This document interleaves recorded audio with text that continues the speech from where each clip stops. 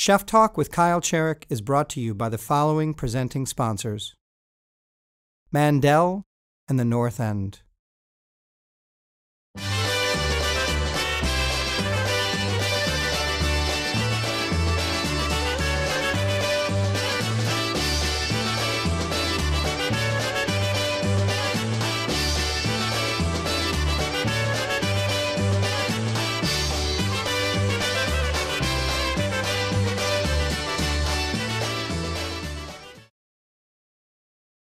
For more information on these or other supporting sponsors, please click on the banner ads to the right of the Chef Talk episodes for links directly to their websites.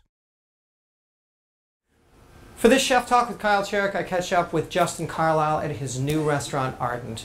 He, can I say, he rocked it when he worked for Rick Tremonto in Chicago at True, then also at the Bristol. In his cooking gigs in Madison at Harvest, he garnered a semi-finalist James Beard listing and then stepped aside all of that skill set and went to Morimoto to learn a new discipline. Here in Milwaukee, he was most recently at Umamimoto, and this is his newest fresh stamp on the Milwaukee dining scene. It's his temerity placed against how we eat. It's Justin Carlisle at Ardent and Chef Talk with Kyle Cherek. You're open now. Yeah, 8 full days. You still have goosebumps, or you're like losing sleep? I've had a couple days where I get goosebumps. You know, I think it was after the first night. Got out in the truck and drove by, and I was like, "Holy shit! I have a restaurant." Yeah. Just fucked up. What's your elevator speech for Ardent?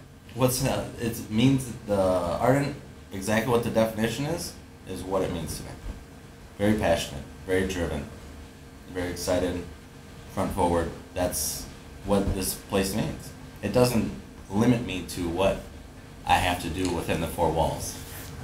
Okay, Joe and Joan America get into an elevator with you at Mayfair, and you have a quick conversation. You say, "I'm a chef. You should come to my restaurant." Right. And we're looking for somewhere to eat. And sure. You always have Joan to, says, you always have to these cheese balls. Totally. Questions. Totally. And Joan says, "Well, what's your food like?" Right. So.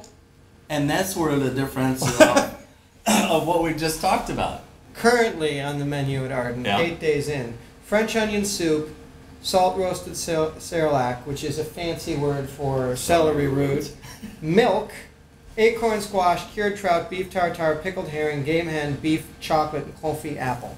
Yeah. So why don't you just say it's comfort food and I get a bunch from my parents' farm? Right. And it's Midwestern.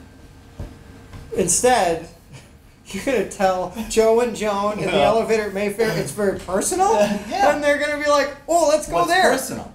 You know? And then we describe and we talk about it. Well, they're going to get off the elevator and say, "That guy's a dick, man. We're not going to go to the east side." Probably not the only person that's probably saying that guy's a dick. Touche. So you were at Harvest. You got thrown into executive chef. Yep. You cooked your own food, and you got semi-finaled for a beard. Right. So that's good. Yeah. Most people will be like, "Yeah, that's good." Sure. So you had an opportunity where you could have cooked even more of your own food because you got the kiss on the forehead, and then you're like, "Chuck it! I'm gonna go learn sushi from one of the best guys in the country." Right.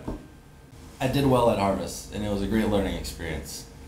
For me, Harvest wanted to stay in the mindset that it was in, and the owner Tammy wanted, which is wonderful. It's a beautiful farm-based restaurant. Yeah.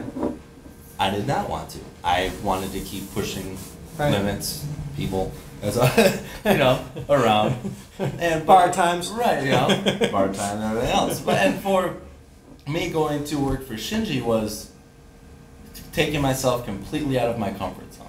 Yeah. I went through French cooking and English cooking and American cooking and large brigade systems to I'm gonna stand on a line with a bunch of Asian guys and get shit kicked out of me. What drew me to it mostly was the culture. Their culture and how they respected product and respected procedures. It was going back to I always believed there wasn't one way to do things until I absorbed myself in the Japanese culture. Interesting. But people struggle with how to wrap around what you're doing. Well, it comes down to more of the decision in life. If I'm going to do this, I'm going to do this. there's not a bank in town that would give me money to open up this place. Right.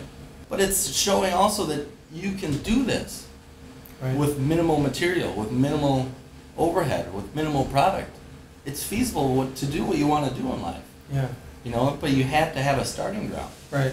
Opening up a restaurant with everything that I needed or wanted would be less appreciative than if I open up the bare minimum of what I need and my cooks and my employees are with me with what I need.